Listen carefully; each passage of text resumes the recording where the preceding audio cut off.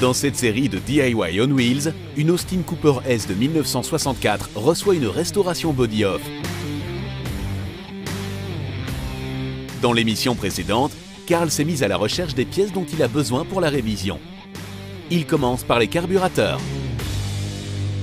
Aujourd'hui, je commence par la révision des carburateurs. Une version Cooper S a des doubles carburateurs. Une Mini ordinaire n'en possède qu'un, c'est aussi plus facile à régler.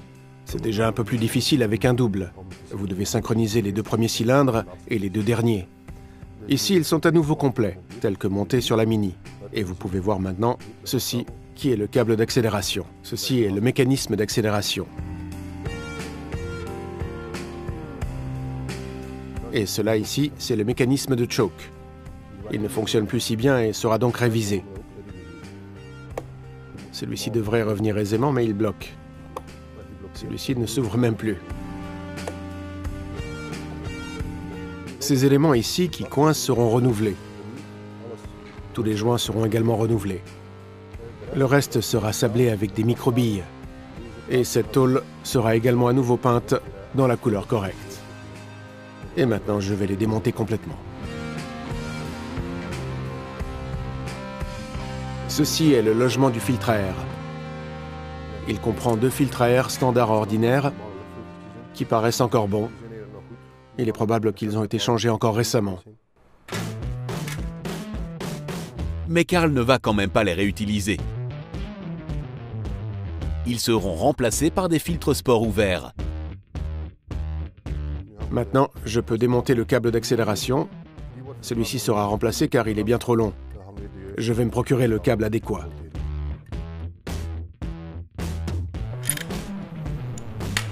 Mais celui-ci ne peut pas être jeté comme cela. J'ai encore besoin de ce mécanisme. Le reste est pour la poubelle.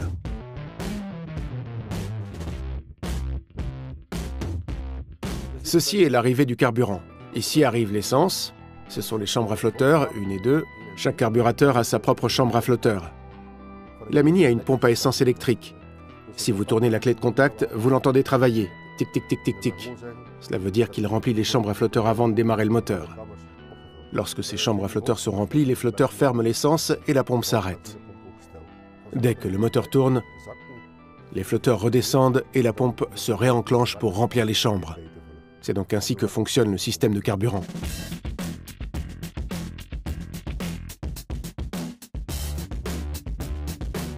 Maintenant, je détache les carburateurs du collecteur d'admission.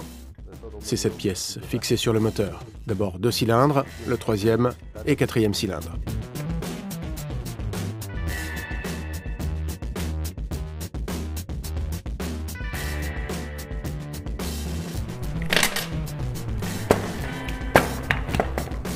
Ceci est le bouclier thermique.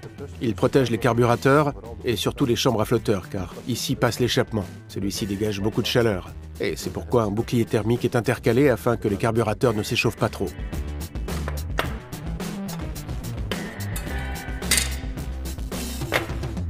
Je vais aussi sabler le collecteur d'admission avec des microbilles pour lui redonner l'aspect du neuf. Ici, vous voyez le papillon des gaz.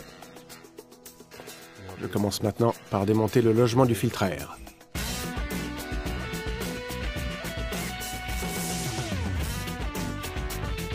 Si vous révisez des doubles carburateurs, il vaut mieux le faire un par un. Ainsi, vous avez toujours devant vous un exemple de la façon dont tout est assemblé. Si vous les démontez tous les deux entièrement, vous ne le savez plus. Maintenant, vous pouvez toujours retourner voir.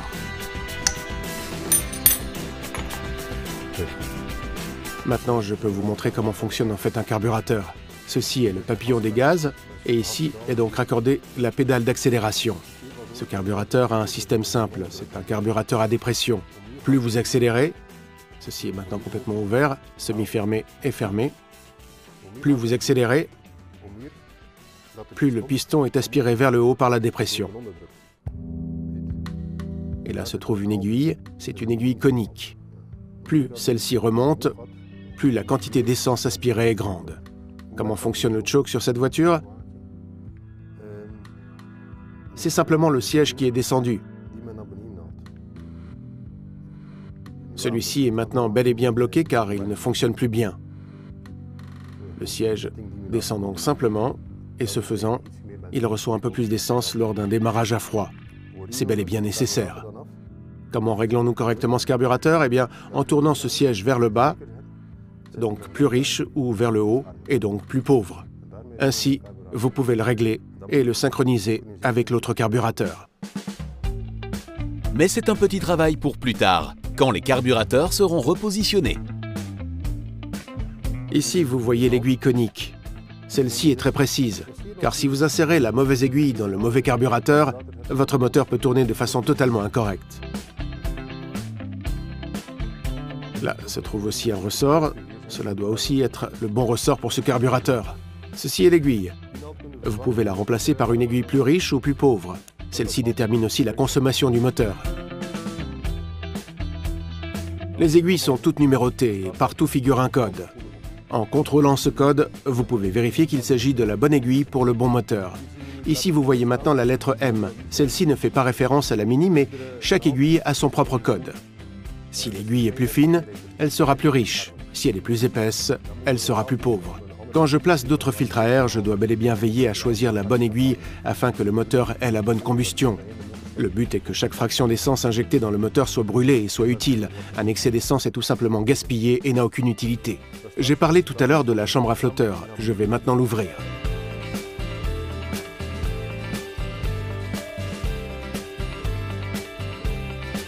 Ceci est le flotteur. Ici arrive l'essence. Et ici se trouve une aiguille. Voici donc le flotteur. Si la chambre à flotteurs est pleine, il ferme l'aiguille et la pompe à essence s'arrête. Lorsque vous accélérez et que le moteur tourne, elle s'ouvre à nouveau et l'aiguille descend. Et ainsi la chambre à flotteurs peut être à nouveau remplie. Ici, vous pouvez encore voir un peu d'essence dans la chambre à flotteurs. Celle-ci est reliée au siège. L'essence ressort ici via cette conduite. Si je bascule un peu celle-ci, l'essence s'écoule.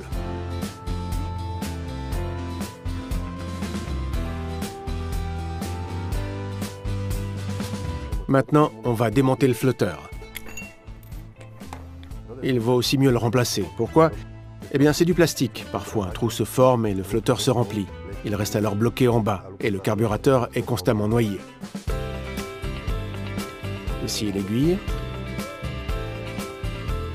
Un problème sur ce type de carburateur est que l'essence s'évapore dans la chambre à flotteurs si la voiture est longtemps immobilisée. Le flotteur reste ouvert. L'essence a aussi tendance à s'assécher et à coller.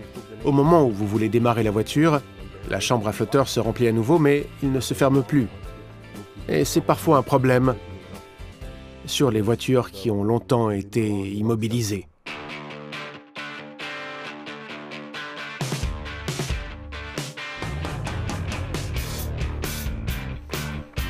Voilà, ceci est le siège. Il va être remplacé. Et ici, vous voyez comment l'aiguille s'insère dans le siège.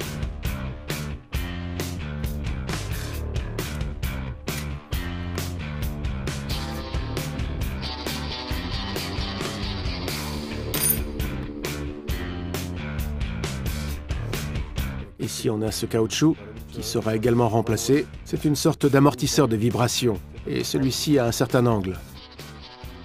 Et il s'insère ici. Ici aussi, il est à nouveau important de travailler sur les carburateurs un par un, car cet angle est en effet différent de celui-là. Comme vous le voyez, le carburateur est placé de biais sur la voiture, mais la chambre à flotteurs est droite. Si vous les changez de côté, cette chambre à flotteurs se positionne en oblique et déborde naturellement.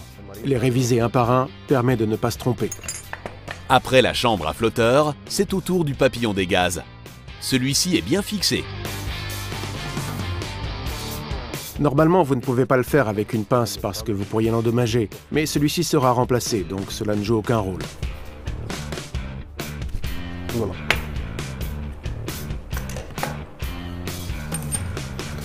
Et maintenant, l'axe peut aussi être retiré.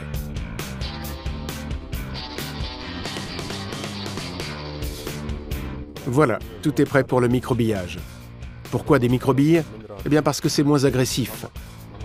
Le carburateur est réalisé en zamac, un matériau très léger et fragile. Il ne faut jamais frapper avec un marteau ou pousser avec un tournevis. On endommagerait alors immédiatement les surfaces et le carburateur proprement dit. On aurait aussi un risque de voir ce Zamac se briser en petits éléments. Maintenant, je commence par nettoyer et ranger tous les éléments. Je vois alors ce qui est nécessaire pour effectuer la révision.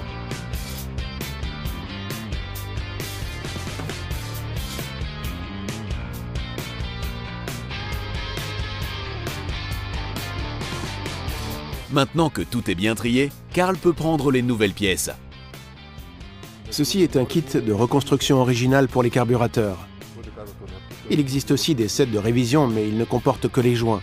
Un kit de reconstruction comprend également tous les axes et autres.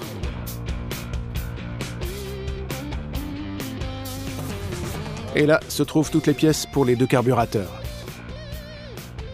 Il vaut mieux tout bien étaler, ainsi vous n'oublierez rien tout à l'heure. Parfois, ils comportent trop d'éléments.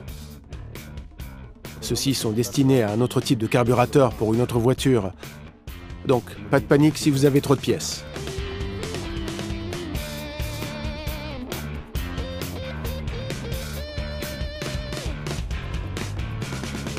Ce qui est aussi important, certains ne l'ont plus mais celui-ci bien, c'est l'identification du type de carburateur.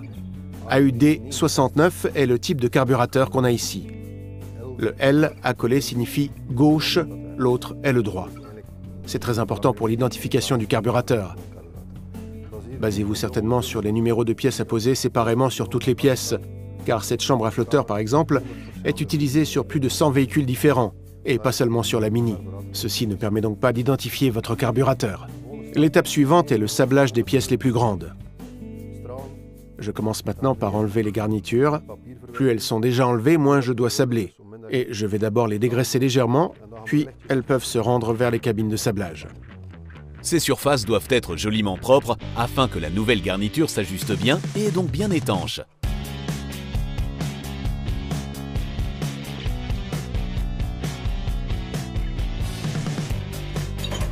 Maintenant, je vais tout dégraisser légèrement. Autrement, les microbilles sont vite grasses et tout colle ensemble.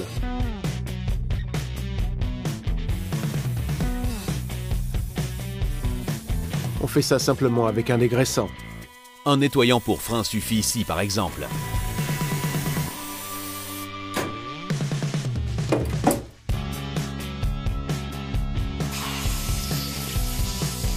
Puis toutes les pièces sont séchées par soufflage. L'humidité et les microbilles ne font pas bon ménage. Maintenant, je dois encore protéger deux choses.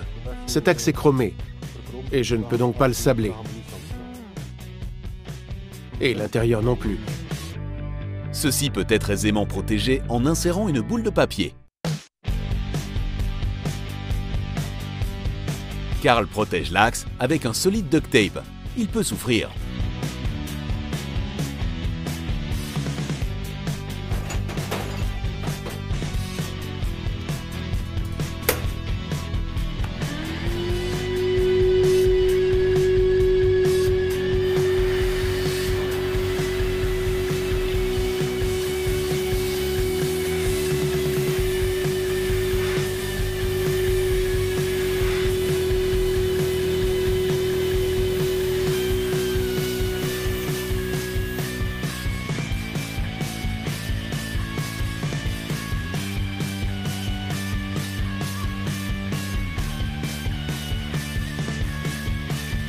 Et maintenant, je dépoussière encore toutes les pièces.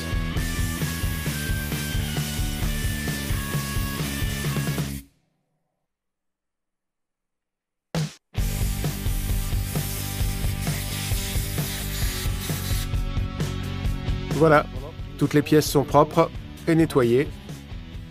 Et je peux maintenant commencer le montage.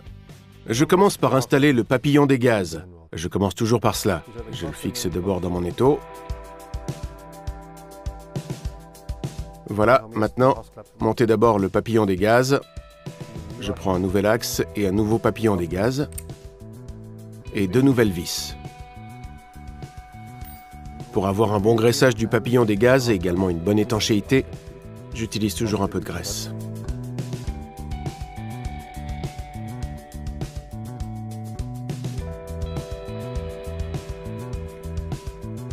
Également de l'autre côté.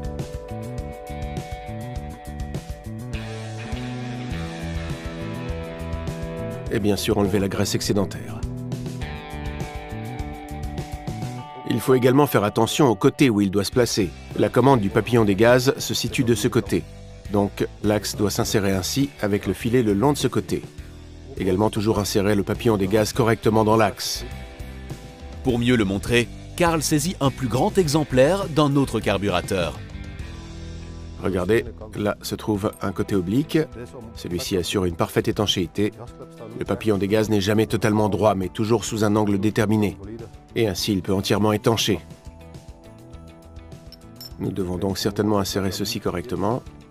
C'est pourquoi il est à nouveau pratique de pouvoir regarder vers l'autre carburateur et vous voyez alors comment ils doivent être montés. Vous voyez que ceux-ci sont placés sous un certain angle et ceux-ci étanchent joliment. Vous voyez comment il est monté. Ceci est le dessus du carburateur, ici aussi. Il est placé comme ceci. Le papillon des gaz doit être inséré par ce côté.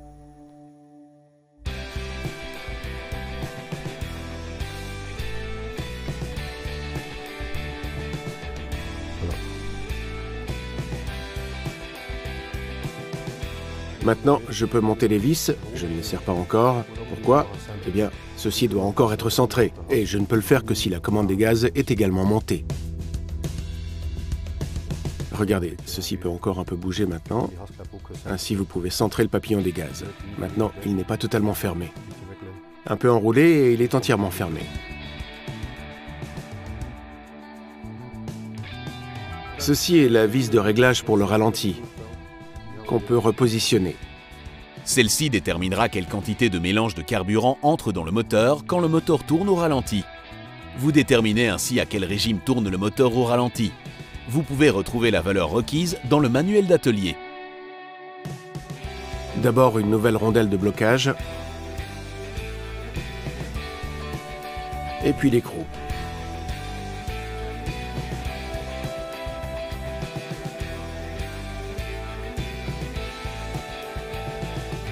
On peut retenir le papillon des gaz et tendre légèrement. Celui-ci est tendu à son maximum. Maintenant, je peux parfaitement centrer et visser le papillon des gaz.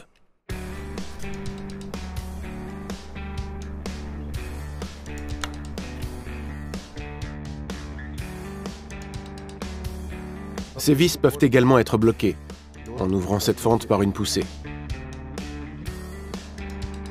Ici, vous pouvez voir maintenant comment régler le ralenti du carburateur avec cette vis.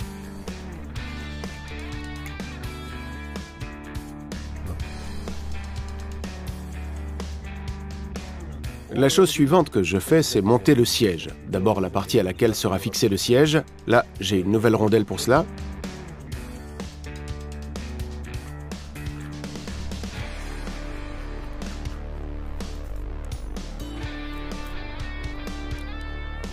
Celle-ci peut être entièrement vissée, mais pas encore complètement fixée. Pourquoi? Eh bien, ce siège doit encore pouvoir bouger. Maintenant, ça peut encore bouger. Pourquoi? Pour centrer le siège sur l'aiguille. Des modèles ultérieurs ont une aiguille mobile qui peut elle-même un peu bouger et se centrer de façon automatique, mais pas celle-ci. Ici, je dois moi-même la placer correctement avec la partie supérieure, ce qui s'avère être la plus grande difficulté de la révision complète.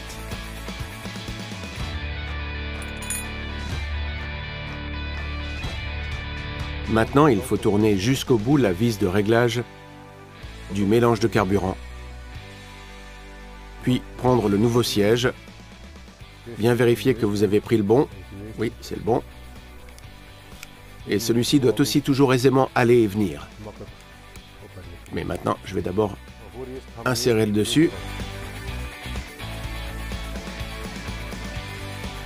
Je vais d'abord un peu le nettoyer, et ceci aussi. Je le fais aisément avec un peu de cire pour chrome. Appliquez un petit peu. Celle-ci a un très léger effet abrasif, ce qui polit les surfaces.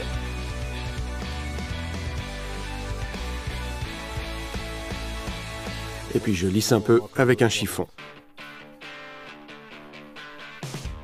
Vous le voyez ici. Ceci était déjà nettoyé, mais on enlève encore beaucoup. Ceci doit être parfaitement propre.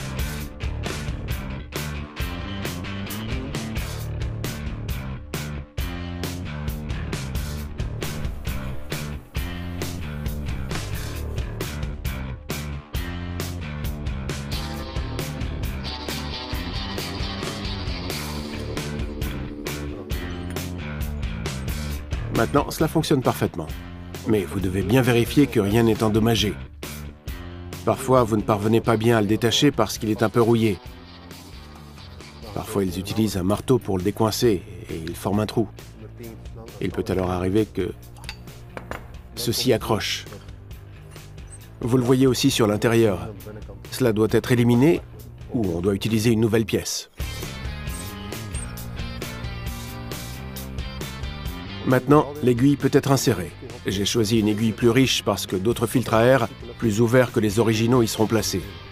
Donc si l'oxygène entre en plus grande quantité, vous devez aussi avoir plus d'essence. Donc une aiguille plus riche peut être insérée dans le carburateur. Celle-ci doit être montée affleurante avec la tête de ce dernier. On peut voir ici un élargissement. Il faut qu'il coïncide avec le pied du piston.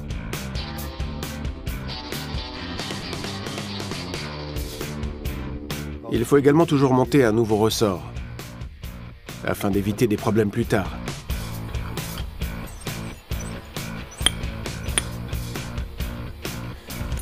Maintenant, je dois centrer cette aiguille sur le siège. Donc je dois d'abord monter ceci par-dessus.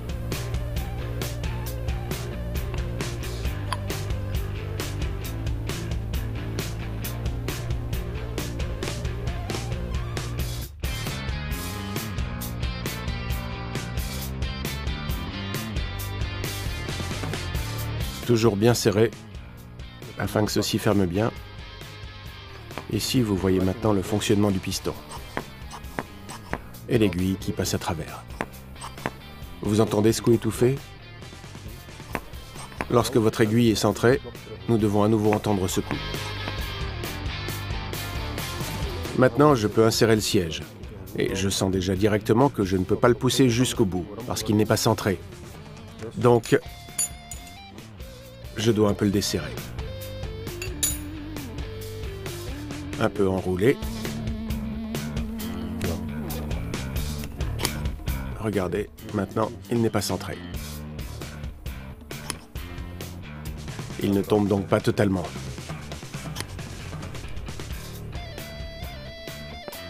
Voilà, maintenant, vous entendez le coup. Et maintenant, tendre légèrement jusqu'à ce qu'il soit totalement bien positionné. Voilà, l'aiguille est désormais parfaitement centrée sur le siège. Le siège est aussi totalement vissé jusqu'au bout et se situe à hauteur maximale.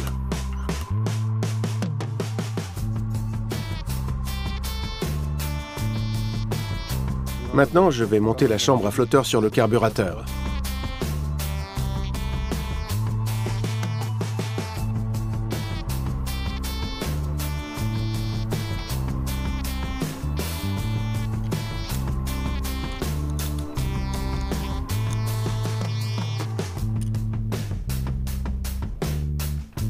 Pendant le serrage, vous devez un peu retenir pour éviter toute cassure à l'intérieur.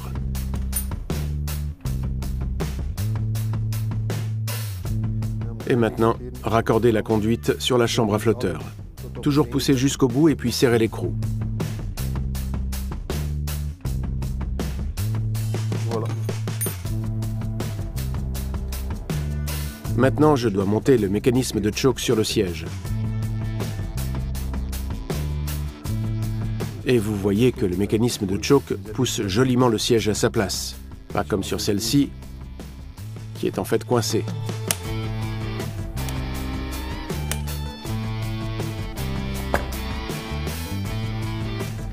Voilà. Maintenant, je peux monter le flotteur.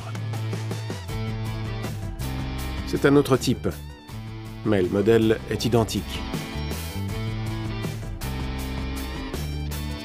Ne pas oublier l'aiguille du flotteur et le nouvel axe. Maintenant, vous pouvez aisément contrôler le fonctionnement. Soufflez simplement. Et vous pouvez voir que l'aiguille étanche bien. Si tout est OK, le flotteur peut être mis en place. Faites attention à le monter correctement. Cela peut se faire de 3 manières. Mais maintenant, l'arrivée d'essence n'est pas correcte. Il doit être positionné comme ceci. La conduite se place à partir d'ici. Ne pas oublier le joint, naturellement.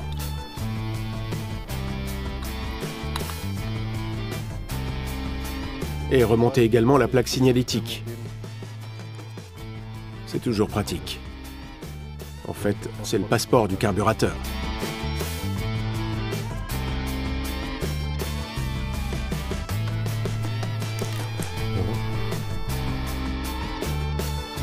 Et ceci est le dernier élément. Voilà. Notre carburateur est prêt. Le choke fonctionne, le piston descend bien et le papillon des gaz est parfaitement placé. Ici, vous voyez maintenant la différence entre un carburateur révisé et un carburateur non révisé. Entre-temps, l'autre carburateur est également révisé. Le collecteur d'admission a également été sablé. Les conduites sont repeintes et le bouclier thermique a reçu une couche de peinture. De nouveaux flexibles ont été montés. J'ai tout assemblé pour voir si tout est ajusté et fonctionne bien.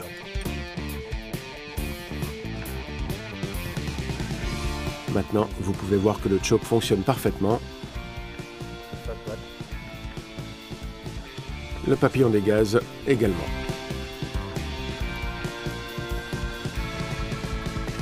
Et les pistons fonctionnent aussi parfaitement. Maintenant, une couche de protection doit encore être apposée. J'utilise du WD-40 pour cela. Ça procure une action lubrifiante et dépose une sorte d'enduit par-dessus contre l'oxydation. Et cela peut être appliqué en abondance. Maintenant, laissez sécher et les carburateurs conservent leur jolie couleur. Une fois sec, les nouveaux filtres à air peuvent être montés. Ceci est le logement de filtre à air original. Il comporte normalement 2 filtres à air. Avec ces 2 pieds, ceci est monté de façon normale. Je ne vais plus utiliser ceci, j'ai choisi un filtre à air ouvert. Cela crée un look plus sportif. Et je l'ai choisi étant donné que la Mini doit devenir une version rallye. Ceux-ci peuvent désormais être montés. Il faut également toujours faire attention pendant le montage du joint à placer correctement l'ouverture pour la dépression du carburateur. Vous pouvez aussi déposer le joint de cette façon, mais alors il est fermé. Toujours placé de la bonne manière. Idem aussi pour le logement du filtre à air. Et regardez, là il y a à nouveau ce petit trou. Cela doit toujours être libre.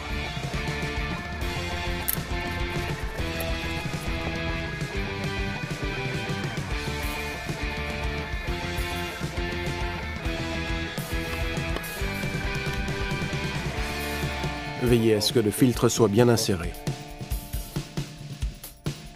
Puis le second peut aussi être positionné.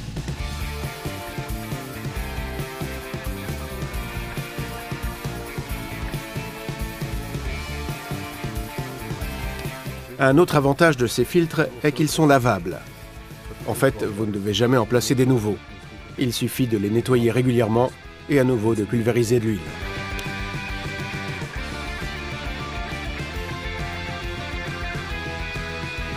Voilà, les carburateurs sont totalement achevés. Prêts pour le montage. Mais pour cela, le moteur doit naturellement être prêt. Vous pourrez voir comment le réviser dans l'émission suivante de DIY on Wheels.